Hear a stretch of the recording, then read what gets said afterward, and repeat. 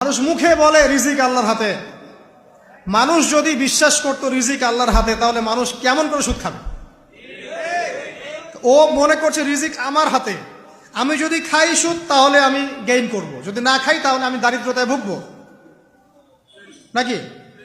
যদি আমি ঘুষ নেই তাহলে আমার উন্নতি হবে অর্থনৈতিক, যদি না নেই তাহলে আমি মরে যাব, না খেয়ে মরে যাব।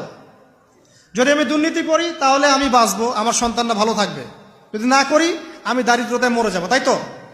এই কনসেপ্ট ছাড়া কেউ এগুলা কাজ এমনি করতে পারে নাকি?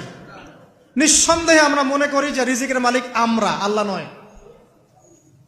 শুধু মুখের মধ্যে বলি যে রিজিকের মালিক আল্লাহ। রিজিকের মালিক যদি আল্লাহ হতো তাহলে আমি হালাল পথে থাকতাম এবং তাওয়াক্কুল করতাম যে আল্লাহ আমাকে যা রিজিক দিয়েছেন তা তো আসবেই, আসবে না? আসবেই।